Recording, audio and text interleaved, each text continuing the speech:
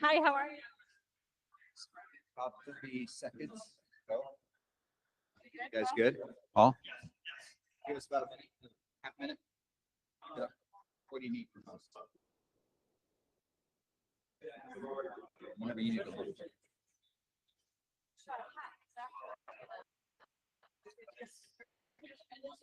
Yeah.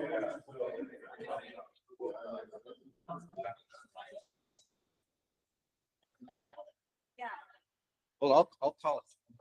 But you normally, if somebody says, hey, 30 seconds.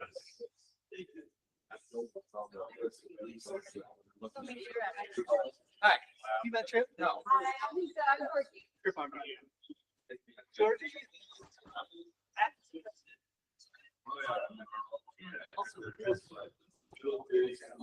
Salt Lake, would you please stand by? We're preparing to begin.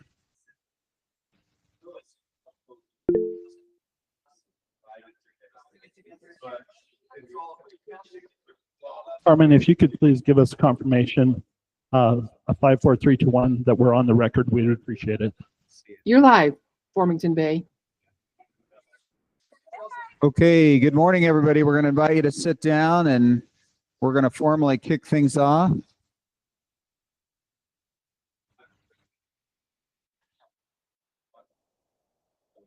Thanks everybody for being here. I think we are live online, and I'd like to call this meeting to order, declare that we have a quorum present, and thank each of you for coming out on a beautiful, if brisk, spring day ahead of several more storms. Thank you very much.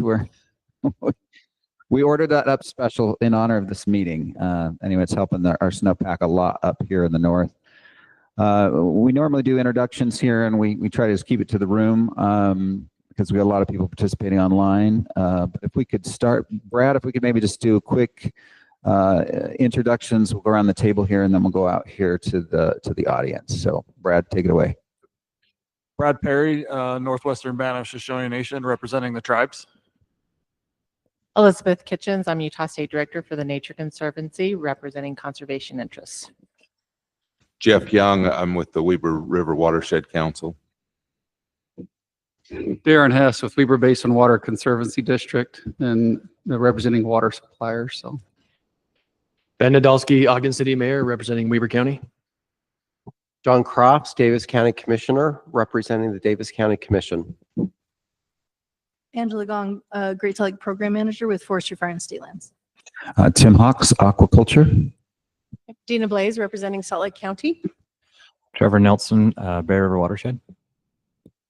Ryan Doherty, Tooele County. Jeff Richards, Migratory Bird Production Areas. Waylon Myers, representing the sewer folks. Tom Ward, Municipalities.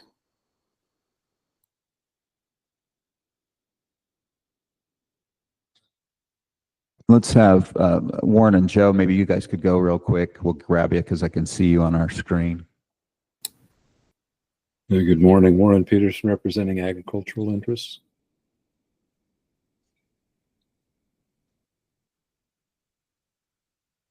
And Joe. Oh, we got Joe where. Yeah. Anyway, Joe Vassi is Extractive Industries. And then let's go to the public. We'll start with Marcel. Thanks. Marcel Shoup, National Audubon Society. Adam Wickline, National Audubon Society. Linda Freitas, Friends of Great Salt Lake. Craig Miller, Utah Water Resources. Maria Monker, Northwestern Band of the Shoshone Nation. Jim Harris, Division of Water Quality. Ari Mason, SWCA. Maddie Gann, Forestry, Fire, State Lands. Marisa Weinberg, Great Salt Lake Sentinel Landscape. Jan Streifel, League of League of Women Voters. Mark Reynolds, U.S. Magnesium. Eric McCulley with McCulley Watershed Consulting Services. Trip Armstrong, National Audubon Society.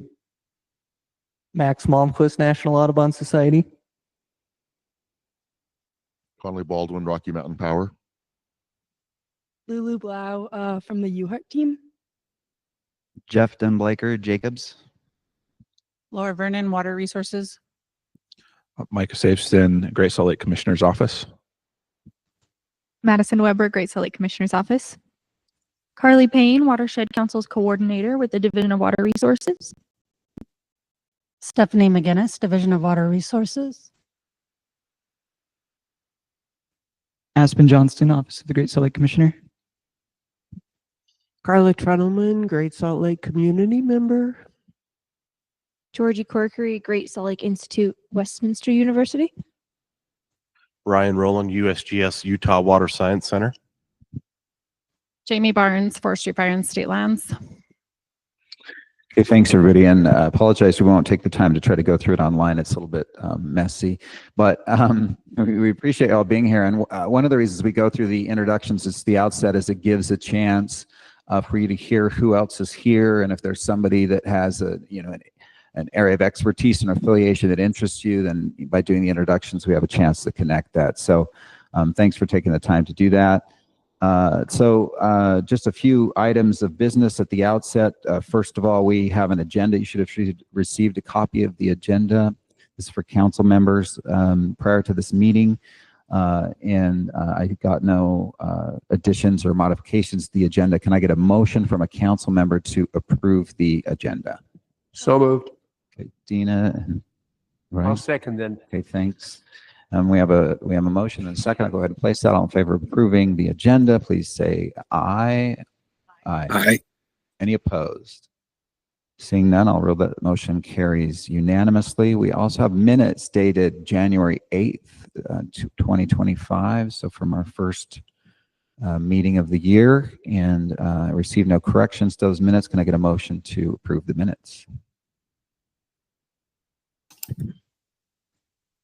Does Joe Havacy, aye, or I move? Okay, Motion Joe moves. I think Elizabeth's got a second. I'll go ahead and place that motion. All in favor, please say aye.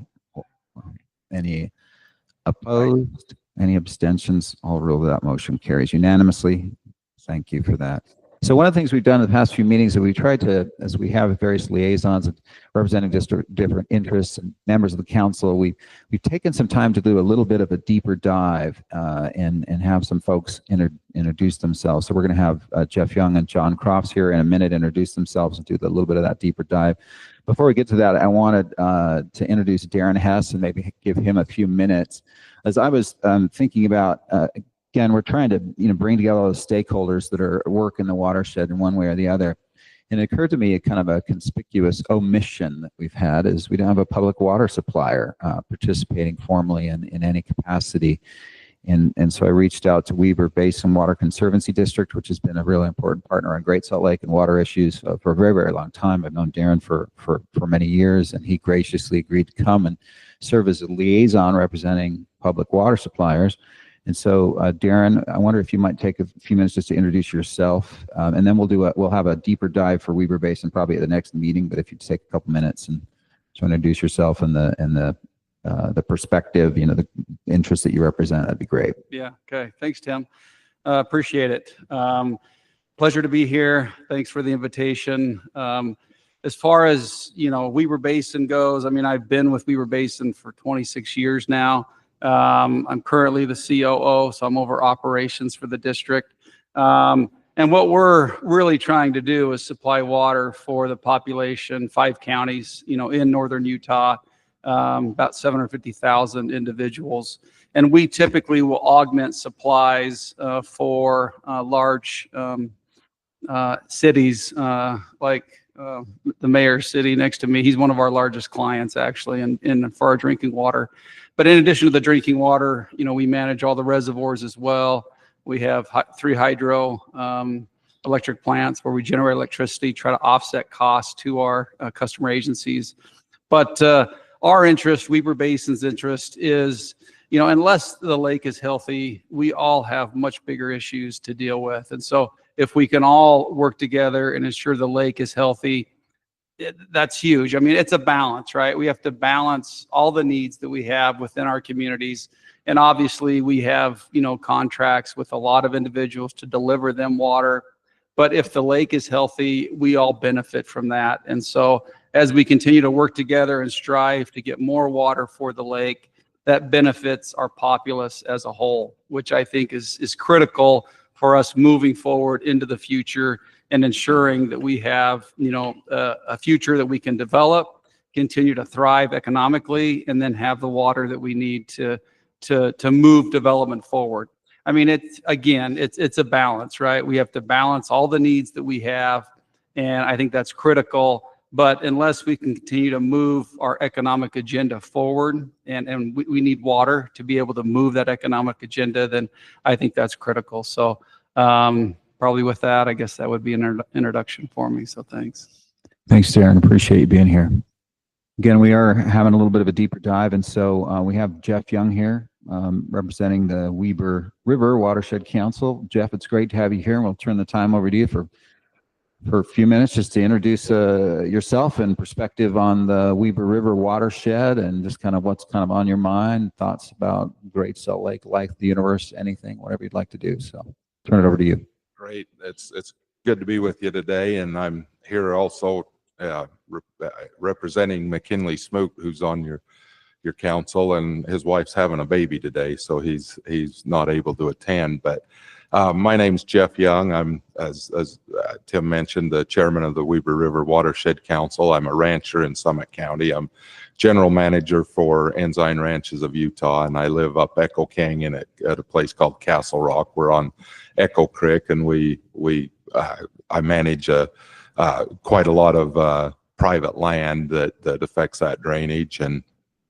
we also have operations out in Tooele County where we have surface water and groundwater that we divert, and we irrigate about 1,500 acres of cropland there. And then in Grantsville, we have another operation. We flood irrigate about another 1,500 acres in Grantsville.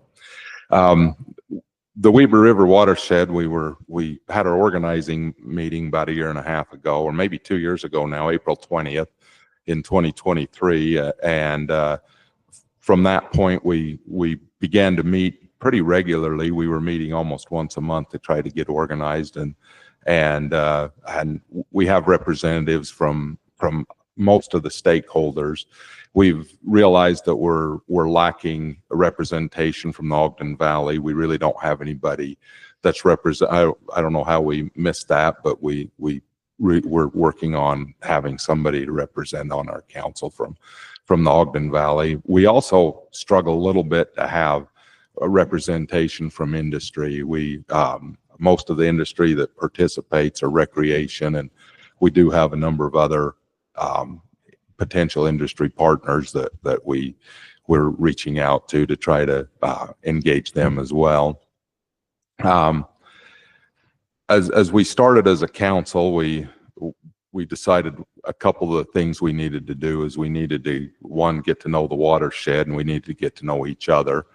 And we've had a couple of field trips. The first one that was very I think educational for me is we went out on Ogden Bay and had an airboat tour of the bay, and there's really nothing like that to understand the importance of the Great Salt Lake. And I wish everybody could have that opportunity to go out and see just how firsthand, from that perspective, how important the Great Salt Lake is. We have also had another field trip last year. We went up to Oakley, Utah, and looked at the diversion that takes the water from the Weber over to the Provo, and those kinds of things help us to understand just how the watershed works. We've had a couple of presentations. Darren from Weber River or Weber Basin Water Conservancy and Rick Davis from the Weber Davis Canal, who are both on our council, they presented and helped us understand how those water service works work, or how the dams and how water's delivered throughout and how the water rights have been adjudicated, and how water gets to the customers. Other presentations we've had that I think have been really informative and helpful. Or we've had Laura Vernon, she's here, and talked about the Great Salt Lake Integrated Plan and potential role that the Watershed Council may have in helping with that. We had another presentation on functional flows. I think Melissa Stamp presented that. Very helpful to understanding some of the issues that affect the council or affect the watershed. Right now, there are a couple of groups that are very engaged in the council or in the watershed. The Weber River Partnership, they do a lot. They're pretty well organized. They have a 319 grant that they're able to give some money out and to help. They have a water symposium. They call it the Confluence meeting or conference in Ogden each year, and it's I've been to it a couple times. It's very informative. They seem to have a lot of participation, and we view them as an important part of our watershed council as far as providing information. There are and updates on projects that they're helping to fund and create. And the other group is the Sageland Collaborative, and I've been personally involved with them in doing some upland restoration projects with Rose Smith and installing beaver dam analogs on some of our impacted streams, where we need to improve the riparian areas in some of the streams. They've been great to work with. They do a lot of projects throughout the mainly I think Lost Creek, Weber River itself, Echo and tributaries to Echo, and in East Canyon, and I'm not sure if they've expanded well beyond that, but they have had a number of meetings that they've invited the local landowners. I went to one that they invited landowners in the Echo drainage too, and they had a map and they laid out the map. They got them there by having a nice barbecue dinner, and it was well attended. So but they had the map, and they would let landowners come, and they had enough people there to point out on their own property troubled areas and things that they might help with. And from that, they've generated a lot of projects and a lot of things that help, mainly with water quality. I know on our ranch we've had a number of water quality projects over the years that I think have dramatically changed the quality of the water that enters Echo Creek and then into the Weber. Some of the challenges that I think we have is initially as we met, it seemed like we had a lot of participation, some enthusiasm, quite a bit. And it seems like it might be getting a little bit harder to get people to the meetings and to have a quorum and to be able to make decisions. And I think our next big step is to really figure out what our direction is, where we have these groups that are already organized, that are doing a lot in the watershed, how we can assist them and what we can do to aid them in the work they're doing. And there's so many groups involved that I think we have to be careful that we're not just duplicating and we're not stepping on everybody's toes, that we're somehow coming together to help each other and to reach a common goal. I think that's the biggest next step for us, is just to figure out how we can have a good direction, and it's a little bit challenging when you have a group that doesn't have authority and doesn't have money, and so you can't make people attend because you have some regulatory authority and you don't have money to give out. So it's but the people that are participating and that do come, they share one thing in common, that they have a passion for the watershed and a love for, they want to see the Great Salt Lake improve and thrive. But with that, that's all I have. Thanks, Jeff. Appreciate you being here, taking the time, and thanks for your leadership in the watershed. Really, I know you've done a lot of great work over time, so thanks for being here and sharing that perspective. Next, we have John Crofts, the newly elected Davis County Commissioner, and you drew the short straw, so you get to serve on GSLAC. But John, welcome. We'd love to have you take a few minutes and introduce yourself personally and also the perspective of the county. Thanks. Great, thanks. I'd like to say, well, first of all, I think that I was the lucky one that drew the straw. So I have a background in emergency management. I've been involved with emergency management for 21 years. And fortunately, I've been able to cross paths with many of you in the past, including Tom Ward. I noticed that Tom Ward looks a little different than when I saw him last. I think he had a full head of hair. And my hair was dark brown, and now it's all gray, Tom. But good to see you after all these years. There was one reason that I ran for Davis County Commissioner, and well, several. And I've always told my good friends, including, I think I told Tom at one point that he should run for public office. And I've been saying that for years to really good people. And they're like, we're not running for public office. You run for public office. So I did. I ran and was able to win. I was sworn in on January 6th. And I take it really pretty seriously. One of the things that motivated me to run was, many of you from Davis County are aware of the Davis County Clipper, which we used to have. It was a county-wide newspaper which would come out once a week. And they reported on really important issues, including the Great Salt Lake. We all have an interest in making sure that the lake is healthy and strong. And not only that, but there were other educational issues that came through the Clipper on a local level. So, you know, it's different. You know, we've been to Salt Lake and we heard that, you know, slow the flow and everything come down. And, you know, is that good for everywhere and everything? Well, actually in Davis County, when you flush your toilets, it goes to the Great Salt Lake. So communities are different. And I think it's really important to have community outreach because, you know, we're different than other counties throughout the state. We're different. Our state's different than other states. So I think that we do have one shared value in this group, and that is the health of the Great Salt Lake. So I really did get the long end of the stick. I got the bargain. I'm glad to be here.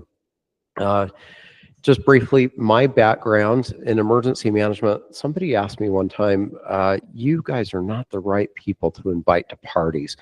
You're always the Debbie Downers because we're not afraid of talking about death, destruction, and all of that. And then sometimes when we leave our conversations, people get a little depressed and sad, you know. I'm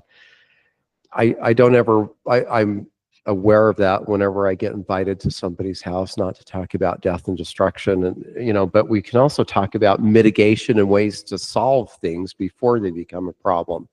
So I think that maybe this is a group that I'll fit in with. Okay, maybe we can look off the cliff into the dark a little bit, but also look at ways to come up with better solutions and better ways of solving things. So, you know, when I started, I started as a planner at the outset. Then they called me in and asked me if I wanted to oversee a mapping program, flood mapping program for the state of Utah. And they said, you have 3 days to decide. And I said, no, I've decided right now I want to do it. And I was able to work in that program for a while now. Now they call that risk map. And then I became the state floodplain manager after that. Then I worked in operations, which was great, and then was the earthquake program manager for the last 4 years. So basically, when people ask what emergency management does, they try to be the hubcap of wisdom and knowledge. And they're not subject matter experts on everything, but you know people that are. and that you can bring people together and work on doing that. And so, you know, as an elected official, one of the biggest things that everybody wanted to talk about is I think the community, our electorate, our citizens, everybody's waking up, and they want to be more involved. They want to be more educated on not just state issues and national issues, but local issues. People want to know what's going on here. I started a little website. You know, the newspaper went out of business, and one of my friends was one of the editors that worked for the Davis Clipper, but they went out of business. And so I started a little website, just, you know, would take these boring, long, arduous meetings that everyone has to sit through and listen to, and I'd put it into a 1 to 3 minute summary and let people know what was going on. And a lot of these local decisions matter and affect us. So that, I think, was received really well, and probably one of the reasons that I was elected. I think that the electorate wants to be more engaged. They want to be more involved.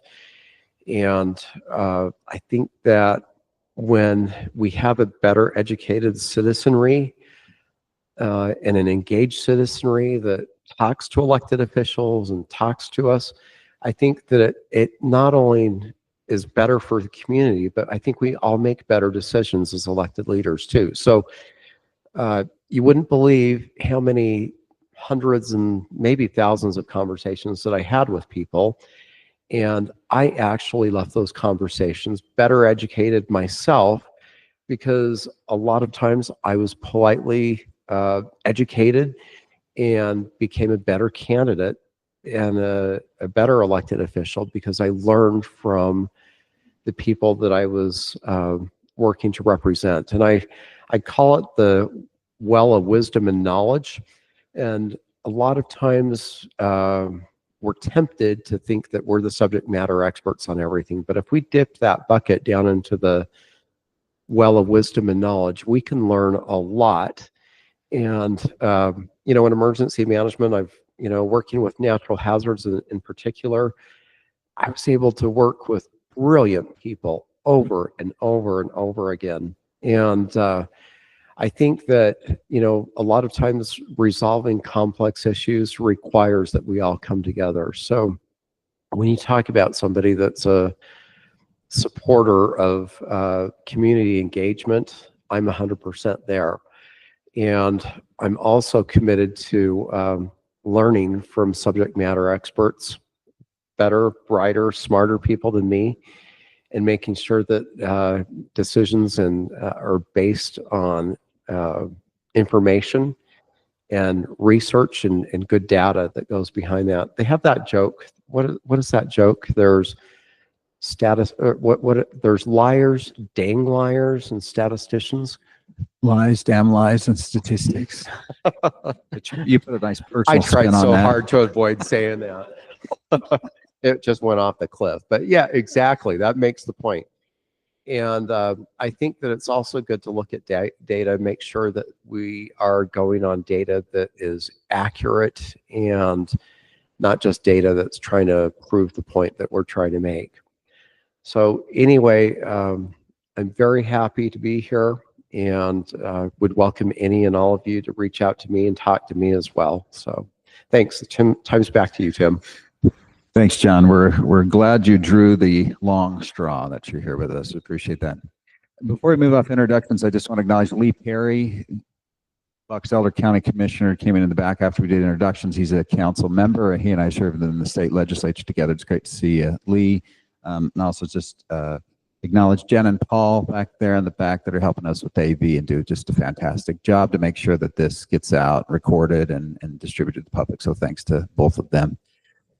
Okay, so the next item on our agenda, part of the statutory responsibility of Great Salt Lake Advisory Council is to sort of counsel with Great Salt Lake Commissioner and Commissioner's office. And so one of the things we've done is had a standing agenda item to have a report from the Commissioner's office. And that's what's next on our agenda. We have Aspen Johnston from the Commissioner's office here to give us a little bit of presentation.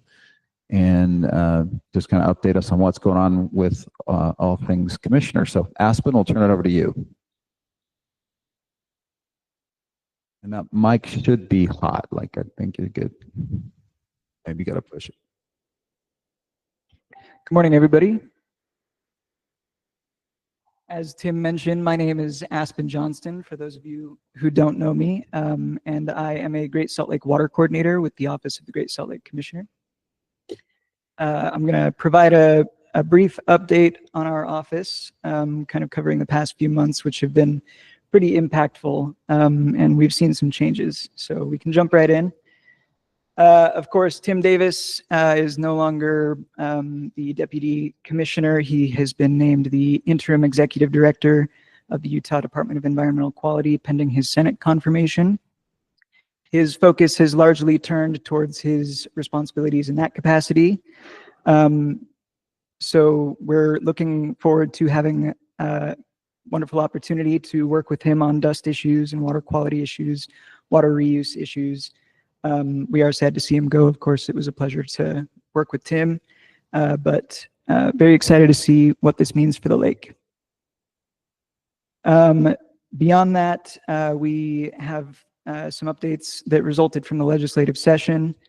Of the $16 million that we requested in the governor's proposed budget, our office received a total of $1 million for one-time funding, specifically to be used for water leasing.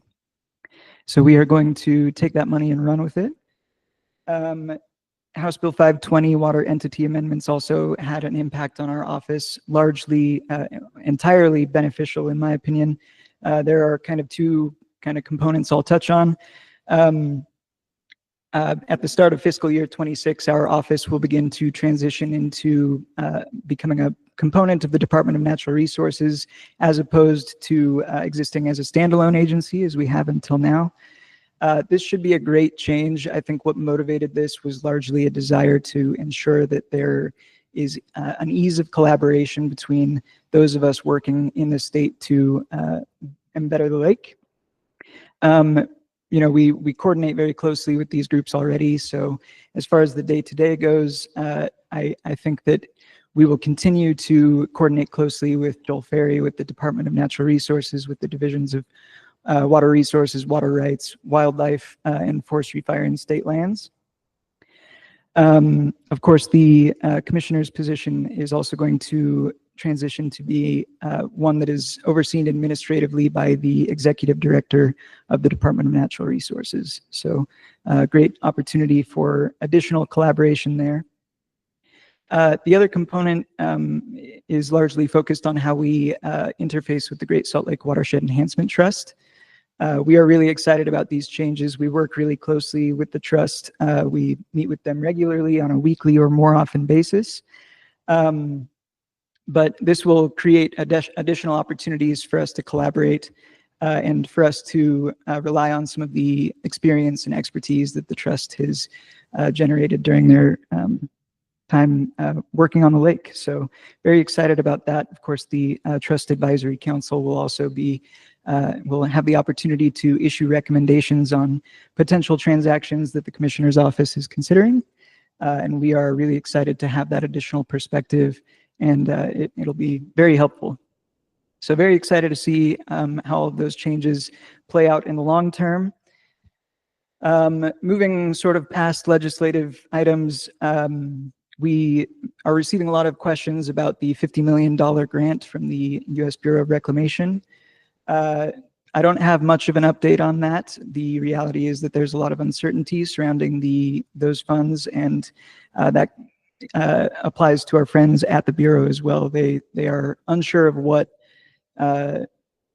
will take course over the next few months, but we've been given no indication that those funds are going to be lost, and we've been directed to continue to lay the groundwork for the Great Salt Lake water delivery program, which will be the platform on which we leverage and make use of those funds to fund projects and research opportunities to get more water to the lake. So we'll be ready to hit the ground running if those funds become available in a timely manner, but we're also going to be really flexible if we have to kind of wait until the wheels have finished turning and those funds are made available to us. We do keep in touch with our friends at the Bureau constantly, so we're well apprised of any updates as they come along. But obviously, we want to recognize the importance of this this award for the lake. We're working as hard as we can to ensure that those funds become available and we can make the best use of them as we can. To close out, I just want to touch on the idea that water conservation for our office remains a top priority. It is the first thing that we talk about in our conversations throughout the state as we're talking about conserving, dedicating, and delivering that water to Great Salt Lake. And to that end, we are actively working and engaging with stakeholders throughout the basin, including farmers, municipalities, water districts, businesses, water right owners, shareholders, secondary water suppliers, everybody in between and beyond, to find those opportunities to conserve, dedicate, and deliver that water. We are still targeting a 10% reduction in consumption of water from the basin. This is based on the Great Salt Lake Strike Team reporting, of course, with the 250,000 acre-foot additional inflow scenario in mind. So that's sort of the ask that we are taking to all of the stakeholders throughout the basin and promising to work with them on. So excited to see how that develops as well. Otherwise, we are very interested in making immediate use of the funding available to us for project and research opportunities within the basin to advance water conservation efforts. We will likely hear about some of these ideas today, and as we all go out and continue to work, if you hear of ideas or you think that there's a great opportunity for us to provide some funding for such an effort, please reach out to me, contact somebody else in our office, Micah Safeston, or Brian, of course, Brian Steed, and we will try and make that happen. And finally, we are looking forward to continuing to work with the legislature to find mutually agreeable solutions that benefit Great Salt Lake. This interim period between sessions is an opportunity for us to develop some plans and strategies to build support for crucial legislation to benefit the lake and identify additional effective advocates and voices to support crucial legislative changes. That's all I have for you today. It's a pleasure to give an update. Otherwise, I'm happy to take any questions or turn the time back. Thank you. Thanks, Aspen. Appreciate you being here and taking the time. Appreciate the good work you're doing. Any questions for Aspen? Starting here at the table. Anybody have a question? How about the audience? Any questions? Lynn? Grab a mic, Lynn, if you could, just to make sure our online folks can hear. Thank you. I think Tim had mentioned that after the legislative session, we would look forward to the next strategic plan from the commissioner's office. What's the forecast on that right now? I don't think we have a date for when we want to produce any sort of plan like that. We were working on one prior to the session. We've been waiting for the session to conclude, as you mentioned, Tim had mentioned previously. So we are still working on refining that plan following the changes from the session, and it will be forthcoming. There's no questions, yeah. Thanks. I just was wondering, how are you going to measure and kind of meter out that water consumption, 10% reduction? What are the assumptions, and where do you think you're accurate versus where you might just be kind of taking a guess at it? Sure.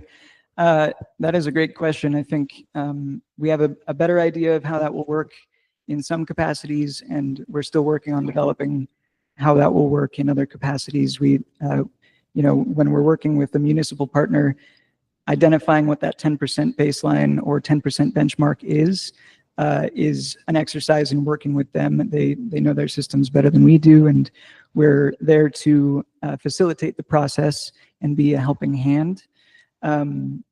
So we're happy to work with them in the capacity that we can to try and find a plan that is suited for their system and for their particular water availability and water supply.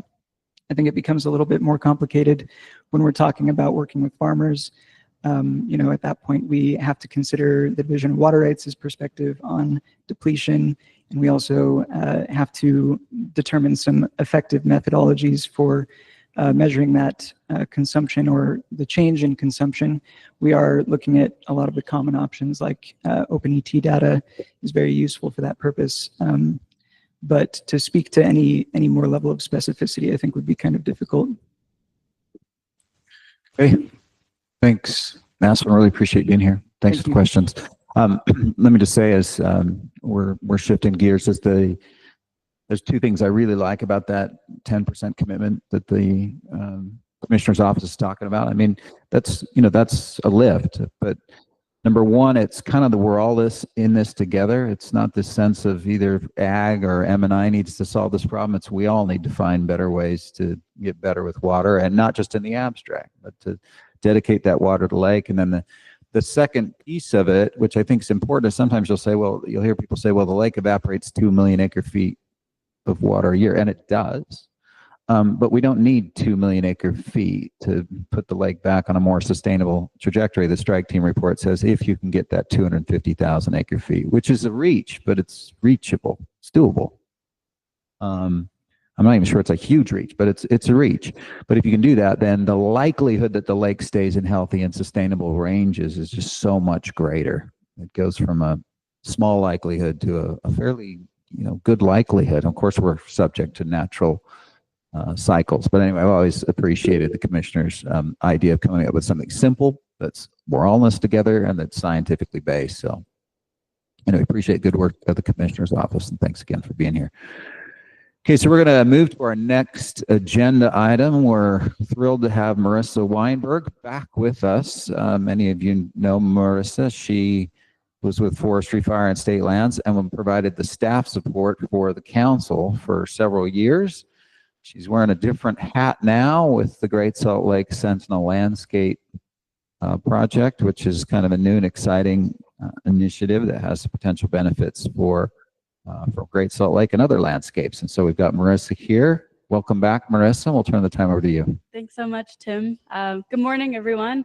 I'm honored to be a part of this group still. Really thank you, Angela and Tim, for inviting me back, and I'm really excited to tell you all a little bit about my new job, which isn't totally dissimilar from my old job, so it's great to still get to work with many of you in the room. So since October 2024, I've been serving as the program manager for what's called the Great Salt Lake Sentinel Landscape. And you're probably scratching your head thinking, what on earth is a Sentinel Landscape? Well, you're in luck, because in the next 15 minutes or so, I hope to answer all of your burning questions and leave you feeling excited about this new partnership. So at the last advisory council meeting, Tyler Smith gave you all a quick summary of military buffering and compatible use. Hopefully from that, you took away that we're not going to be constructing any new military installations in the country, and rather it's important to protect the ones that we have. And so you're probably curious, how do you protect a military installation? On a small scale, it's looking at compatible use directly adjacent to the fence line. But on a larger and more critical scale, it's zooming out to an entire geographical area and looking at the resiliency of the local landscape. So the idea that a healthy ecosystem contributes to a resilient military installation is where the Sentinel Landscapes Partnership was born. So in the early 2000s, the Department of Defense began talking to the US Department of Agriculture and the Department of the Interior to team up and discuss ways that each agency could achieve its unique goals. So where the Department of Defense is concerned with national defense, the US Department of Agriculture is focused on working lands, and the Department of the Interior is interested in conservation. So this was formalized in 2013 with a memorandum of understanding between those three agencies. And then you'll notice FEMA on here as well. They joined in 2024. And so when I'm explaining to someone what a Sentinel landscape is, I do like to envision it as this 4-part Venn diagram where those 4 federal agencies overlap. And in the center of the Venn diagram is essentially where this partnership exists. So you'll see the yellow star there. That is essentially my job now. And so these disparate partners over the past 10 plus years have designated 18 Sentinel landscapes across the country, and there's new designations occurring every 2 years. So all of these Sentinel landscapes are centered around military installations or ranges. They contain a mixture of open space, wildlife habitat, rangelands, and agricultural lands. And then a Sentinel landscape really serves to balance national defense with environmental needs, and then with ecological restoration and military readiness goals. And so for me, learning about examples of success in other Sentinel landscapes has made me so excited to have this designation here in Utah. So before diving into the Great Salt Lake Sentinel landscape, it's important to understand a few critical milestones on our federal and state timeline. So the idea that we need to protect our installations with compatible use buffering started at the turn of the century. In 2002, Congress authorized funds for military installations to create buffering against incompatible development. And then, as I mentioned, in 2013, that memorandum of understanding was signed between those 3 federal agencies, and then FEMA joining in 2024. And we're excited to have FEMA on board because FEMA is critical for weather mitigation effort, and they bring potential dollars as well to the partnership. And then in 2018, the National Defense Authorization Act was signed, and it affirmed the partnership in federal statute. So this act allows representatives from each federal agency, which is called the Federal Coordinating Committee, to designate new landscapes and coordinate with other agencies in this effort. And then on the state side, in 2023, House Concurrent Resolution 7 was passed to support the creation of the Great Salt Lake Sentinel landscape. And then while we attempted to solidify that Sentinel landscape in statute this past session, HB 122, we ran into some unforeseen obstacles, and we hope to try again with that in a few years. But excitingly, HB 122 does allow the Department of Veterans and Military Affairs to hold conservation easements moving forward. So a win for the Sentinel landscape regardless.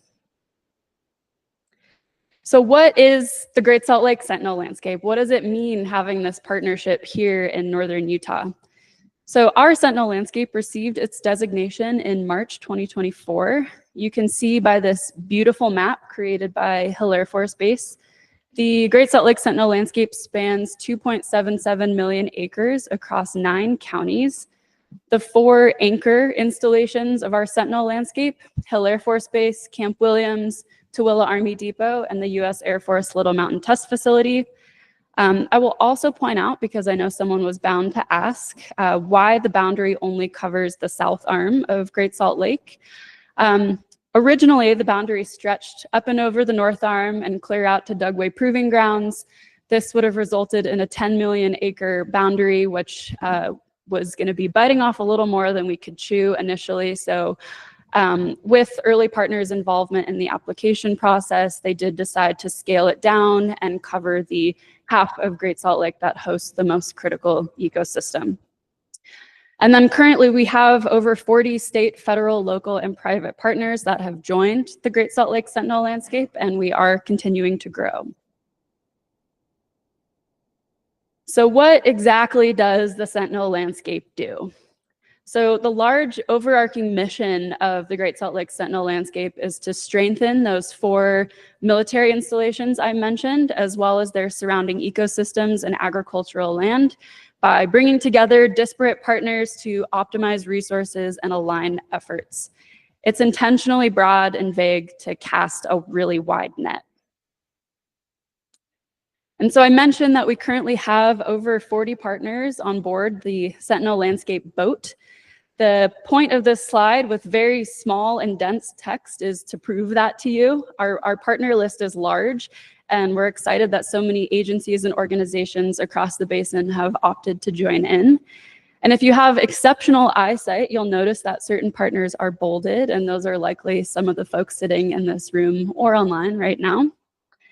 And it's important to mention that this list is not exhaustive. We're continually adding new groups, talking to people about the potential to join. And so you all know it's not intended to create any new work for anyone on the list. It's definitely meant to bolster and complement the work that you're already doing. And I think in a trying time for our conservation community, an excuse to bring people together for the purpose of conservation is always good. And so just for your reference, I think it's important to know how all those tiny text partners are organized within the partnership. And so here's just a quick glimpse at our organizational chart. So at the very top, you'll see the executive committee. These are the cabinet level leaders from the 4 federal agencies I mentioned, as well as the state of Utah. Similarly, the steering committee is comprised of representatives from the same agencies. And then while the executive committee is more focused on that high level strategy, the steering committee oversees the more granular operational side of the partnership. And so really the meat of the Sentinel landscape are these working groups. And so these are the subject matter experts from partner agencies and organizations who will come together and determine specific concerns or areas of focus. And you'll see that the Great Salt Lake ecosystem has its own technical subgroup, and many of you in this room are included in that group. And so really excited to start those conversations this year and see where this can lead us. And so I'm sure what you're all really thinking about is, does this come with a funding package? We're all concerned about money these days. Unfortunately, the Great Salt Lake Sentinel landscape doesn't come with a funding package. However, it does give us priority to certain federal funding programs, such as the Readiness and Environmental Protection Integration Program with the Department of Defense, as well as other federal programs like NRCS and the Fish and Wildlife Service. So this federal funding usually does require a match, and so we do lean on our state, private, and local funding partners to help close the loop on that project work. And I'll also mention, we're currently working with our support team and federal partners to understand the impacts of federal funding cuts, but we'll continue to forge ahead. So a few slides ago, I talked about disparate partners coming together working towards shared goals. And so here are the shared goals of the Sentinel Landscape Partnership. It's everything from mitigating incompatible development to wildfire mitigation to wildlife habitat. And then most notably highlighted, goal 4, is to bolster installation and community resilience through projects that enhance and protect water sources in the Great Salt Lake ecosystem. So Great Salt Lake protection is one of the central goals of our Sentinel landscape. And that's a really big deal, and I'll tell you why. So it's a big deal because the vitality of Great Salt Lake is now linked to military readiness and national defense. This unique intersection of disparate partners brings new stakeholders to the table who are interested in the same end goal, and that's a healthy Great Salt Lake. Great Salt Lake's inclusion in a Sentinel landscape boundary opens funding doors for more conservation work, such as for water, wildlife, and dust. For example, I mentioned the REPI program earlier. Defense dollars can now justifiably be used for Great Salt Lake. So above all, the Great Salt Lake Sentinel landscape will benefit Great Salt Lake by aligning the priorities of Great Salt Lake stakeholders, such as all of you in this room, with our military interests through a collaborative and creative platform. I might be a little biased, but I think this is really cool and definitely a win for the lake. And so I just wanted to give you a quick example of how this is already starting to work here. We're just getting started, but we're already starting to see these little successes roll in. So in fiscal year 24, and that's the federal fiscal year 24, I should mention, Hill Air Force Base was awarded what's called REPI Challenge funding to perform water resilience work off base. And so after they briefed me on this funding, I called upon the Division of Water Resources and the Great Salt Lake Commissioner's Office to ask for help. And then after a lot of valuable input, thanks to Laura Vernon and Tim Davis, I know Tim's not here, but thanks, Laura, we began working with Hanson, Allen, and Luce to perform this work. And so the goal of this study is to better understand Hill Air Force Base's water supply and water use. This is going to help the installation effectively utilize future dollars for on-the-ground conservation work. And they'll certainly be talking to you, Darren, because they are within the Weber Basin Water Conservancy District. So I'll be in touch. And so further, I took this as an opportunity to get our partners from Hill Air Force Base, Water Resources, and the Great Salt Lake Commissioner's Office in one room. So as Hill Air Force Base is the largest employer in the state of Utah, and they occupy a huge piece of land upstream of Great Salt Lake, coordinating their water efforts is critical for their readiness missions as well as for the health of Great Salt Lake. Both the division and the Great Salt Lake Commissioner's Office have pledged to help Hill Air Force Base with their water conservation work moving forward. Very exciting, and thank you for that.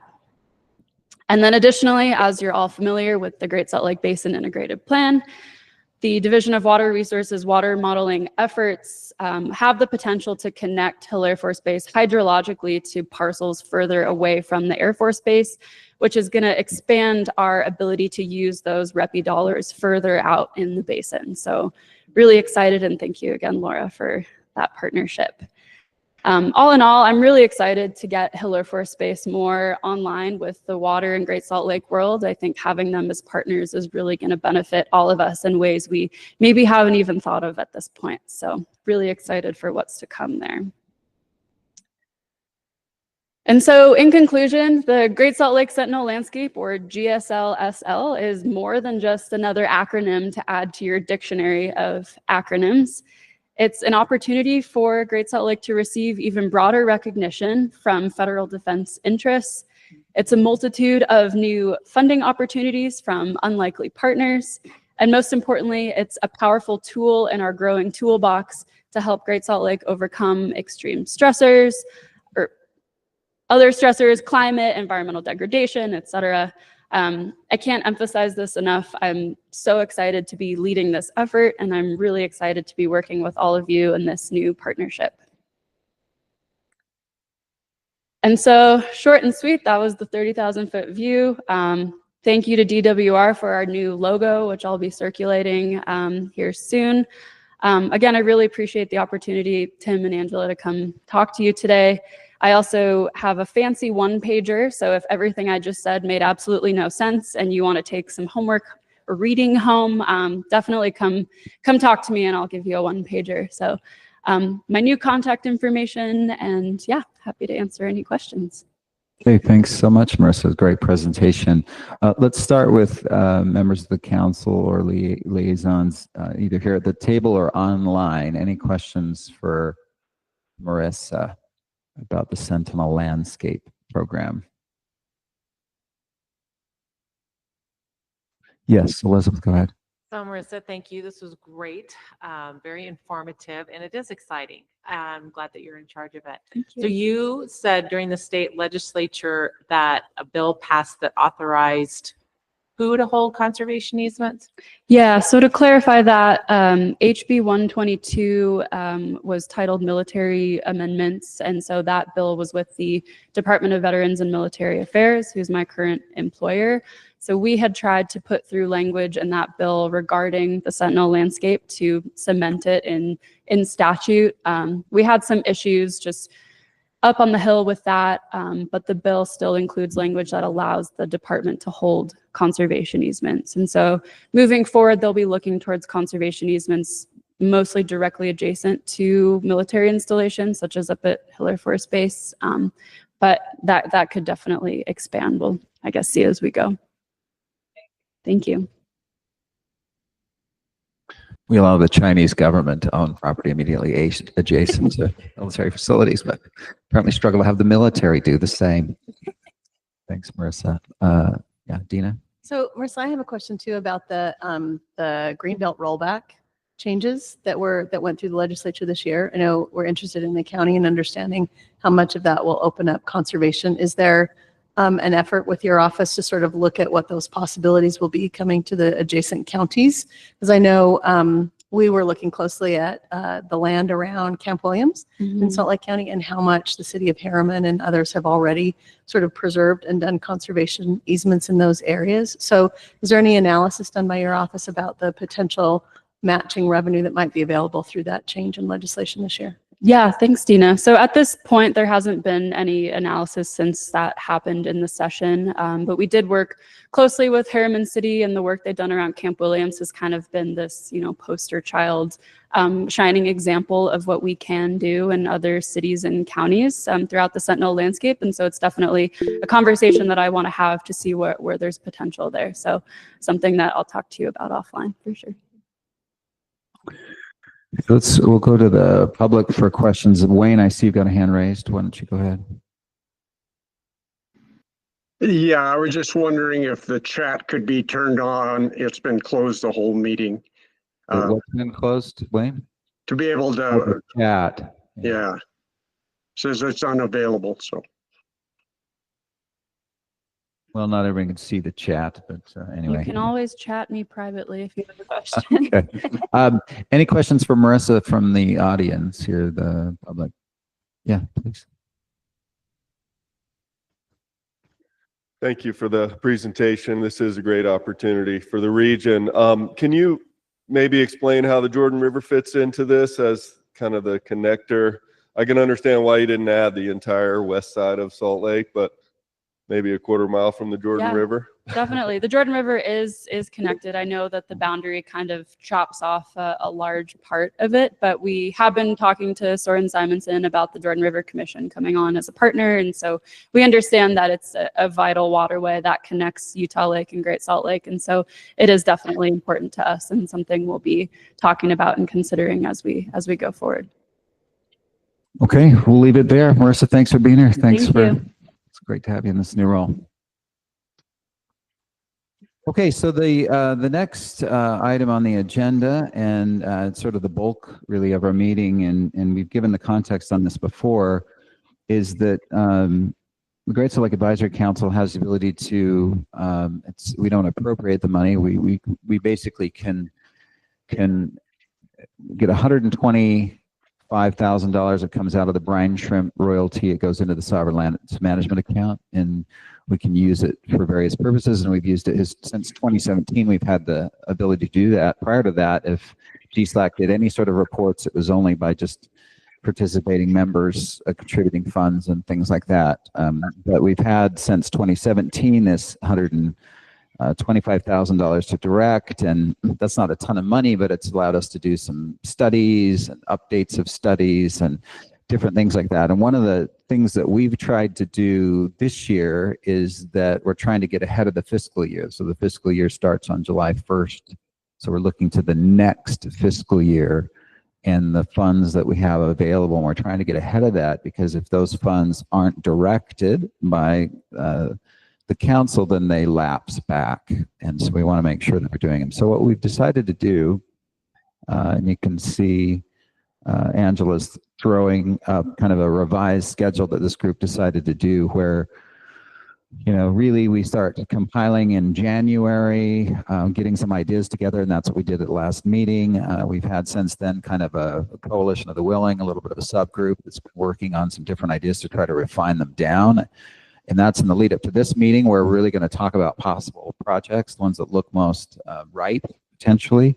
And then really at the in the May meeting, that's when we want to finalize scope of work and sort of say, hey, we want to, dedicate $30,000 or $40,000 to this project, this direction or that direction, so we can get that money obligated and make sure that it gets spent fully during the fiscal year. So that's the goal and direction, and that's what we're going to try to do here. And so what you're going to see is a little bit of the work of the committee in terms of having conversations about potential areas and directions. We're not going to vote on anything today, but we are going to try to get a sense from the council members and liaisons about what do you think are kind of the most promising or pressing directions potentially for GSLAC to go in terms of how it uses its funding here in the next fiscal year. Okay, so Angela, did you want to, I don't know if you've got anything there. Do you want to? Sure, I'll just go through the list that the steering committee pulled together quickly.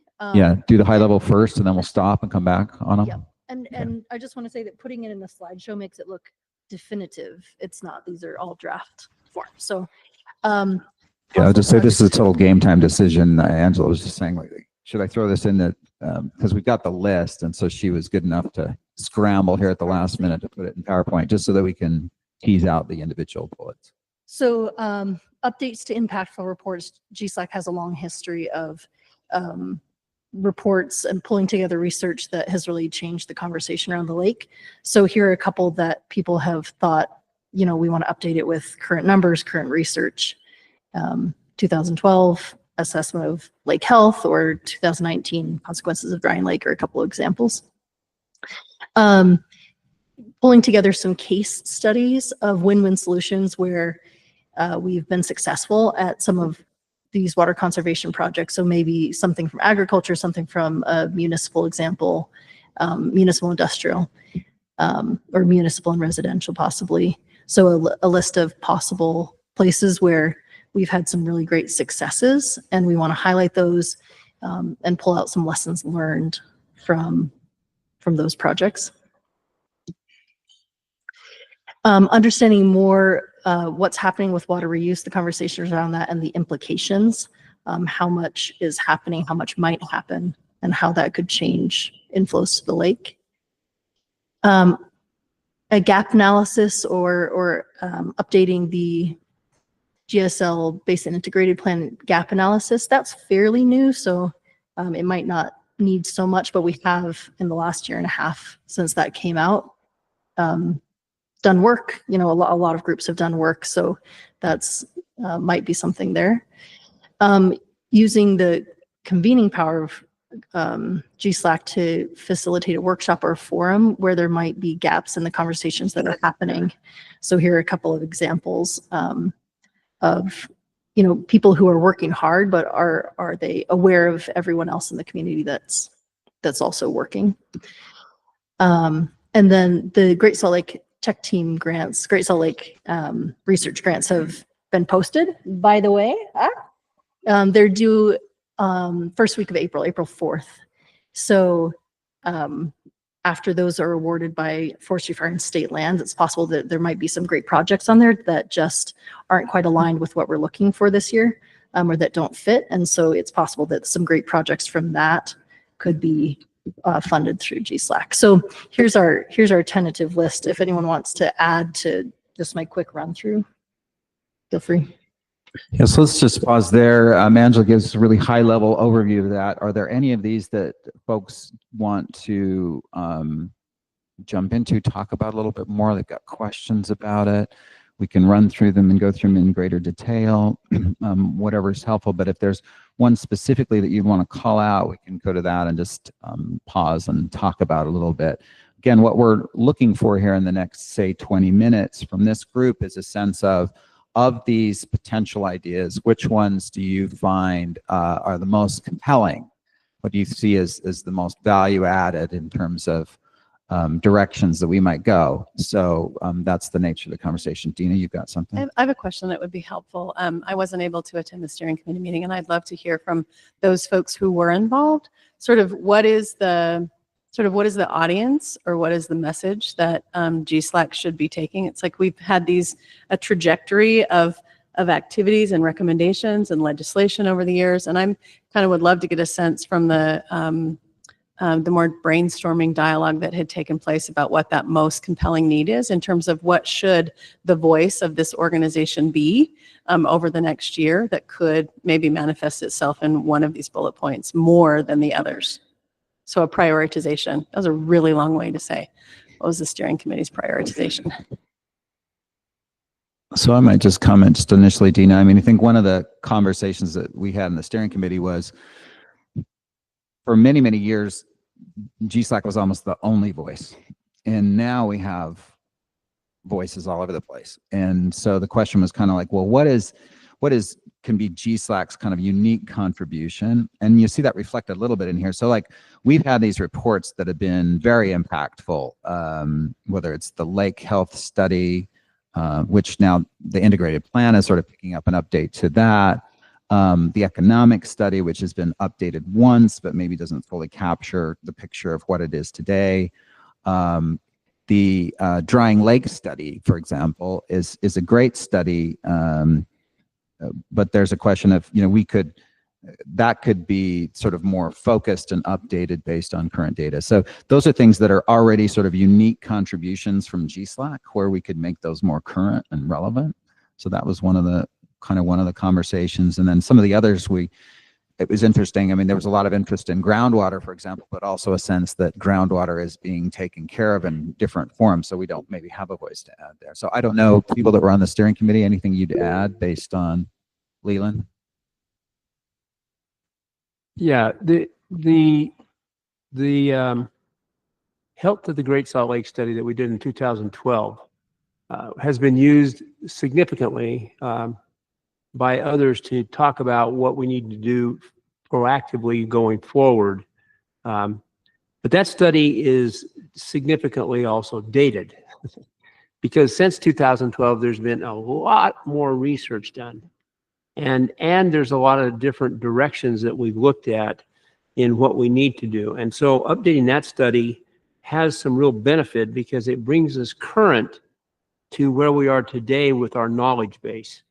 And it gives us an opportunity of saying, where do we need to direct the greatest amount of effort in terms of protection?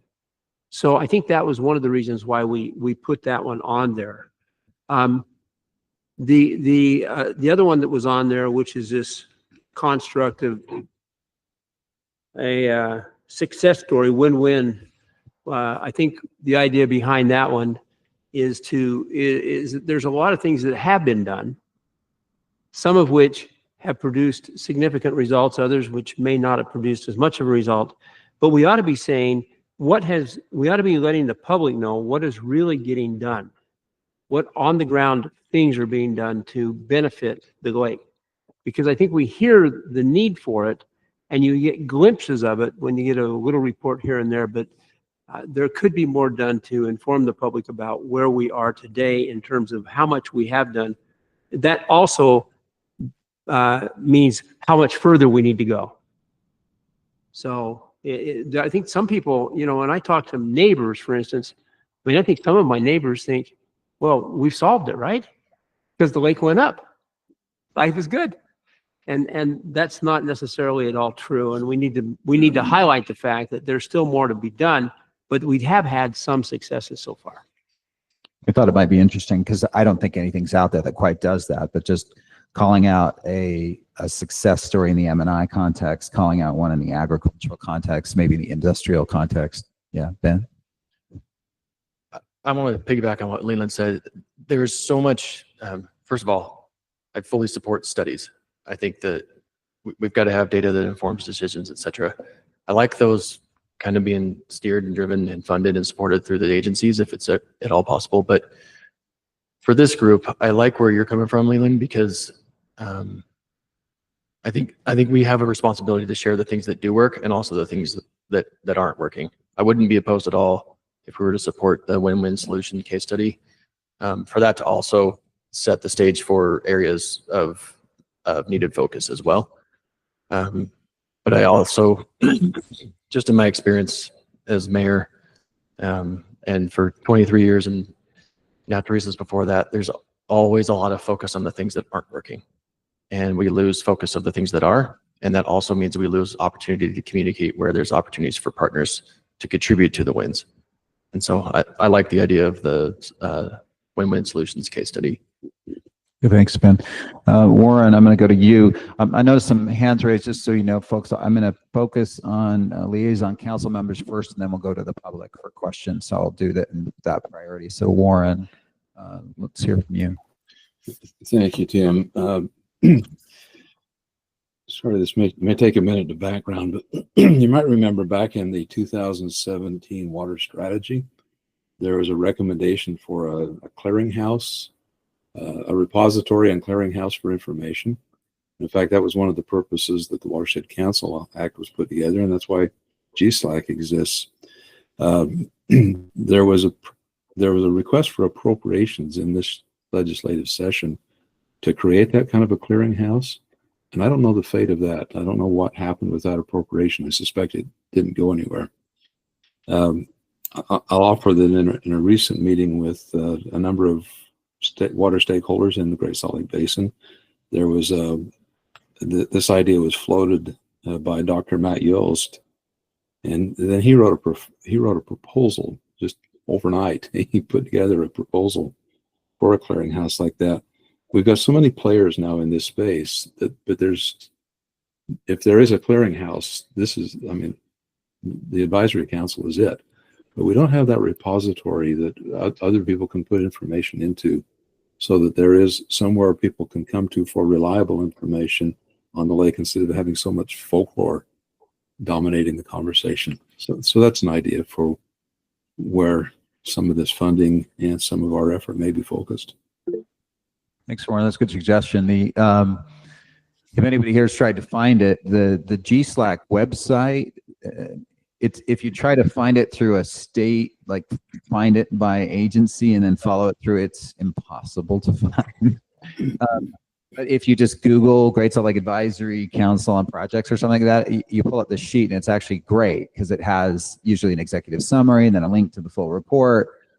Anyway, but Warren, great suggestion. And I like the idea of figuring out how to pull in other data and research and have it hosted on a single, so there's a landing site that people know they can come to and get good information, good research, right? It's all in one spot, not necessarily just the GSLAC funded studies, but all studies that are touching on the lake. That's a really good suggestion.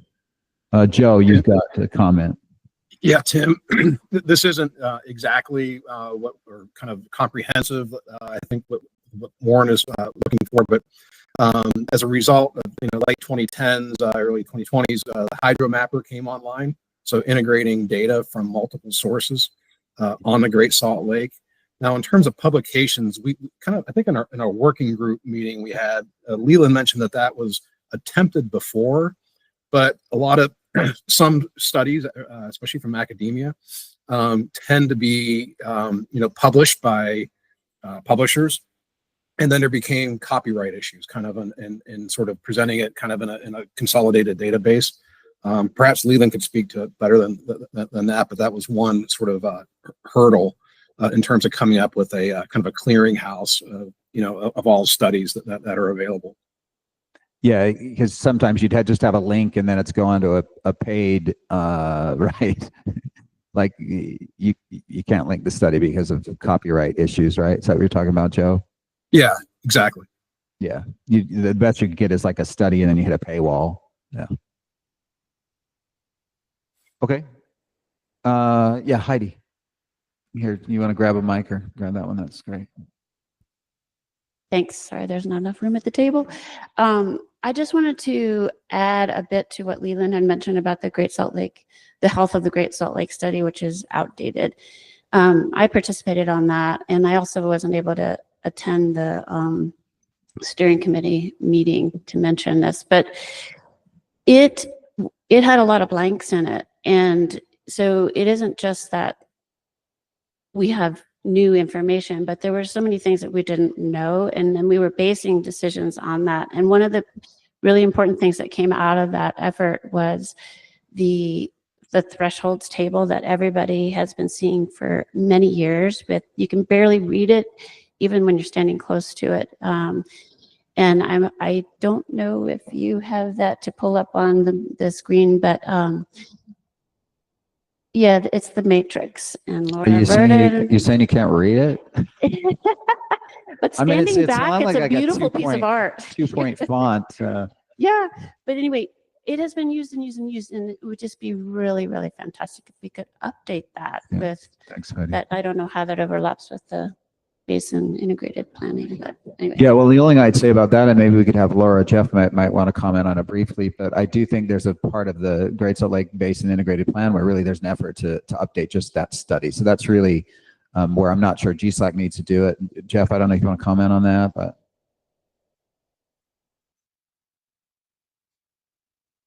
It's being updated right now as part of the comprehensive management plan. So we should see a new revised version of that matrix. And I think that matrix, it's looking specifically at gaps in the matrix. As it stood the test of time. I mean, it's actually stood the test of time fabulously well, but could we improve it even more? Yeah, just quick. I know Laura has that printed in a wall size thing, so she can read it on the wall. But I wanted to mention, so I was also involved with that and the discussions on the research. It was pulled together. There was a bunch of information pulled together, but I think what might be helpful is to do an annotated bibliography of that. And then at least you have all the information in one spot. It's not going to link right to through the paywall, but at least if you're in academia, you could probably get through the paywall. That might be one way to move that forward. Thanks for that suggestion. Okay, any other comments from liaisons or members of the council? Elizabeth? So I'm going to put a plug in for what Leland suggested, the success stories, the win-wins. And it seems to me that people either they think that the issue has been solved, or they don't think that anything is being done, or not enough is being done. And so where in between can we, kind of help people understand what has been happening, that it is making a difference? I mean, we are struggling with that same messaging, is that yes, we're working on the lake. There are things that are happening, and this is a long-term game plan here. So I would put in a plug for win-win. Although I do see that we need to do some updated reports as well. I don't know if we have enough money to sprinkle around all of that, but I think that this would be a good place for the GSLAC to put their money, is kind of in that, not fluff, but what is really going on, the successes and the failures. What can we do better? What can the different stakeholders do better? Thanks, Liz. I see two big challenges in big picture environmental problems, whether it's climate change or Great Salt Lake, the really big ones, right? On the one hand is just sort of denial that it's not a problem. The other hand is the other extreme is, I would call it hopelessness. So it's people that are bought in, but the problem is so big and they only just see the negative that they lose hope. They just give up. It's depressing, kind of thing. So that's where this seems to kind of fit right on that. Okay, Wayne, you've had your hand up for a while, so let's hit you quick and we'll. Yeah, yes. One of the impactful reports that I've used a lot, and I think a lot of people have, is the economic significance of the Great Salt Lake. And that was based on 2010 data.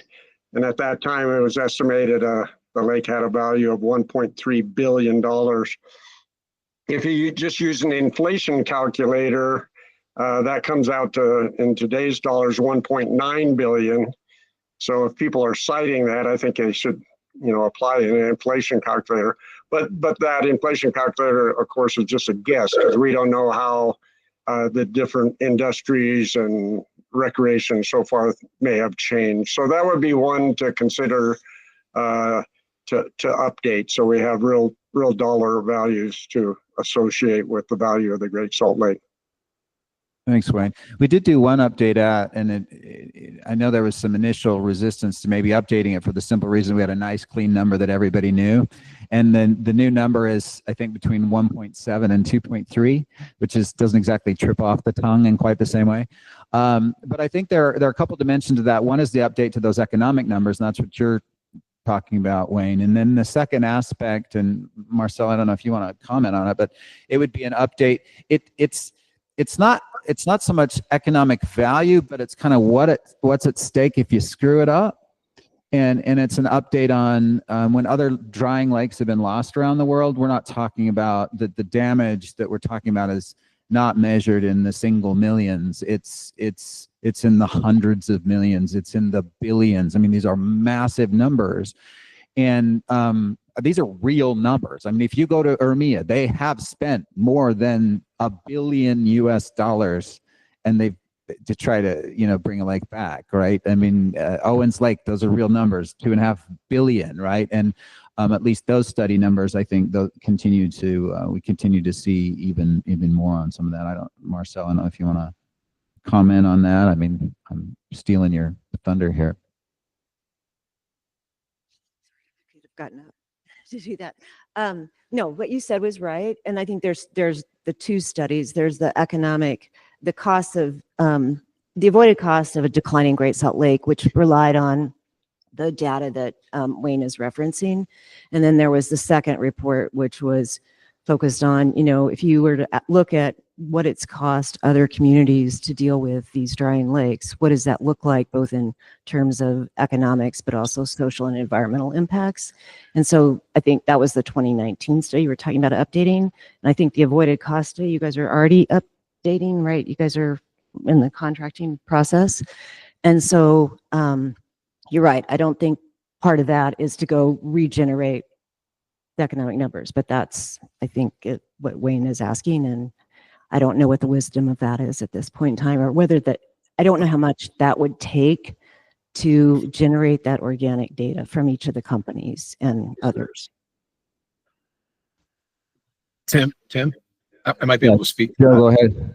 I mean, if you use the same framework that was used in 2010, 2011, whenever the first study, the 1.3 billion study came up with, use the same framework, and just sort of come up, again, use that same framework and update that number, that's a pretty crisp thing, and a kind of a standalone thing, just, plug update in after 15 years. Okay. I think BYU attempted, or not attempted, I think they came out with a number in 21 or 22, updated figure towards just a crisp, what economic activity generated from the lake as well. Okay, thanks, Joe. Dina, you've got something, Just then one we'll go to quick- Steve. Yeah, one quick plug for the win-win solutions case study. I think over the last 3 or 4 years, there's been a lot of sort of systemic framework established, and everyone's boats are facing in the same direction. And it seems that the case studies could be really beneficial to continue the message of, saving the Great Salt Lake is like brushing your teeth every day. There's little things that everyone has to do. And if we can just integrate it into our daily routines and figure out what role you're supposed to play. Because sometimes, to be perfectly honest, representing Salt Lake County government, it's like, what role does Salt Lake County government play in trying to solve this problem? We have a few touch points, right?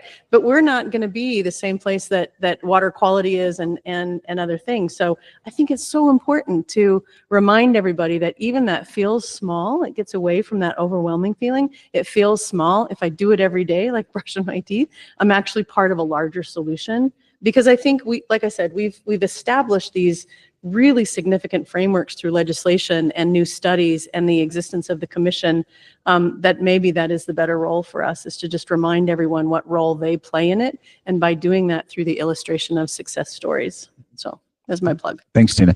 One of the things that I've wondered about is on a very individual level, it's striking to me, you go around different neighborhoods and you'll just see one person has flipped their strip.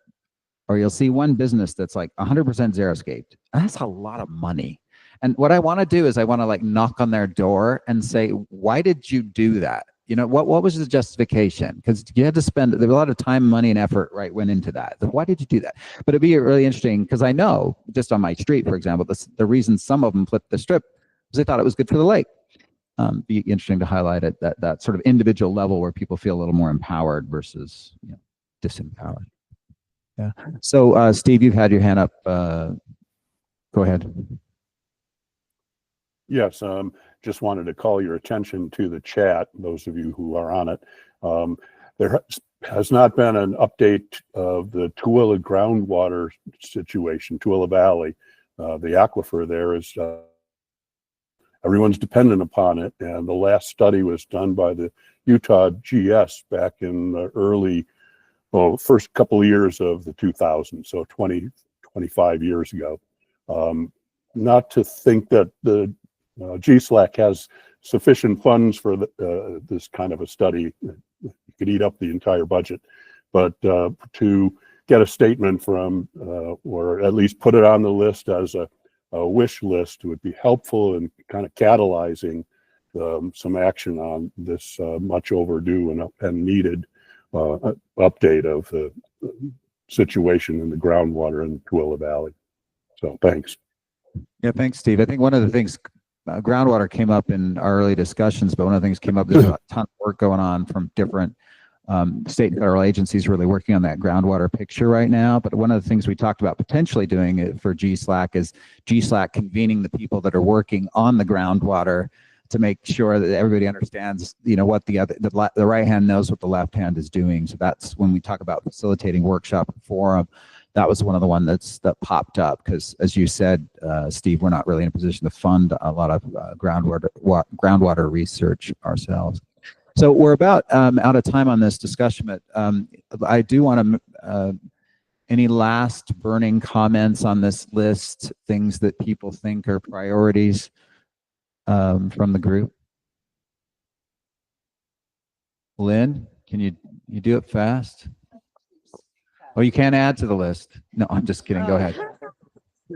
I was just wondering about, looking into land use impacts, how that directly affects the work and the funding that's being done on, enhancing wetlands and hydrologic connectivity, yada, yada, yada. Yeah, there's kind of that water and land use planning nexus too, which is another thing where they've done a little bit of work. We could do a lot more, I think. Okay, thank you.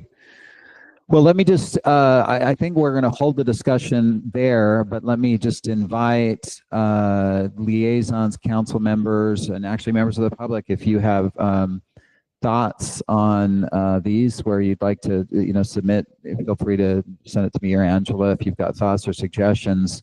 I think we'll take the steering committee, we'll take basically the feedback that we've got here today and try to really drill down so that in May we have a proposal for the group to vote on in terms of where we want to go this next cycle. And then we'll be well ahead of the game and on schedule, which is great. So thank you for your comments. I really appreciate that. Okay, we always take a few minutes to have basically to open public comments. This gives us a chance to just, if there's something burning out there, somebody has something they like to say relating to the lake, we just want to give you that opportunity if it hasn't been covered in another agenda item. And so we'll go ahead and like to do that right now and open it up for public comments. And we'll go to you first, Lynn. Thank you. Thank you. Regarding land use impacts, I think you all know that the Salt Lake International Airport is, according to their master plan of 2022, is expected to extend runway, 14L, 34R, whatever that means, but they are. And I think the extension of that is something that would be of interest as far as potential impacts to adjacent landscape. A second topic might be, I've lost track of how many project areas the Utah Inland Port Authority has been enabling to go forward. And as a consequence, I think all 5 counties surrounding Great Salt Lake have project areas. I think it would be timely to have Mona Smith, the Sustainability Director of the Utah Inland Port Authority, come and share with us what that sustainability projection or work or philosophy entails as it pertains to these ever developing project areas. Thank you. Thanks, Lynn.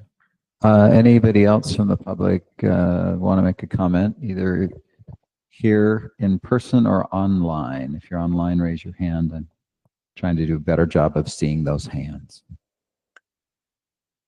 Okay, seeing none, we'll go ahead and close the public comment. And I'll just remind, oh, got one? Got another one? I missed a hand. Yes, please. We'll reopen public comment. Thank you. My name is Steph McGinnis, and I'm likely a new face for many of you. I joined the Division of Water Resources in January, and I will be leading the charge to develop the next state water plan. That'll be completed in December of 2026. Certainly, the Great Salt Lake will be an important piece of that. And I just want to invite all of you to engage in the process to shape that next plan. If you're interested, a couple of ways to get rolling. You can email statewaterplan@utah.gov and let me know that you're interested, and I can loop you in. And I think also relevant to this group, I will be working with the local watershed councils. So you can also get looped in with them and they can help you engage in that process as well. And certainly you're welcome to grab me after this meeting if you have more questions. Thank you. Great. Thanks, Steph. Thanks for introducing yourself. That's important work. So thank you very much. Do we have anybody else? Okay. I would just remind everybody our next meeting is scheduled for Wednesday, May 14th. That's here, same time, same place. In terms of agenda items, just as I'm tentatively thinking, we always welcome suggestions, and Lynn just made some suggestions.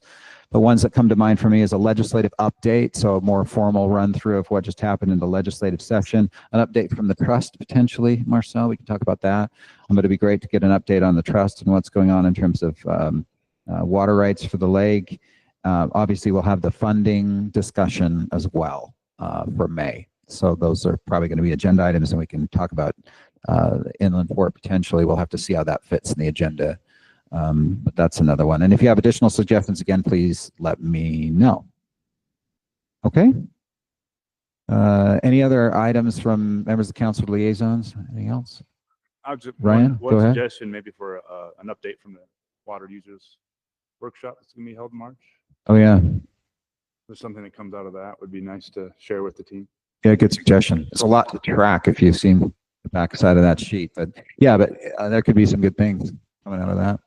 I've gone for a long time. Darren?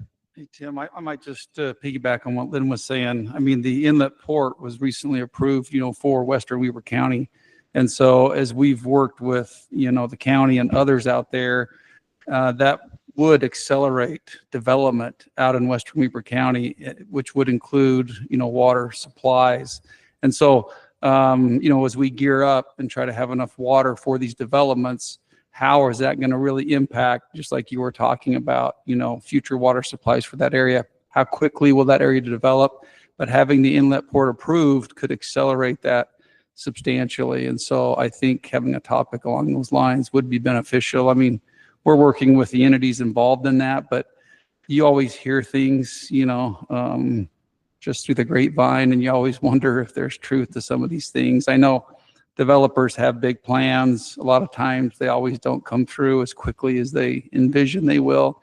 But as a water provider, we're always trying to stay on top of those issues. So I think that's a good topic as well. So. Thanks, Darren. I mean, one of the things I think kind of big picture issues, again, is to get an economic development, what businesses are we incentivizing to come here, and what does their water portfolio look like? That historically has not played a role. In other words, we'll take you if you want to come in and build a bottling plant, or you want to do a data center, and we'll worry about the consequences later, right? But this is an opportunity for us to think about what that future looks like, because there's very serious implications if we just keep adding demand.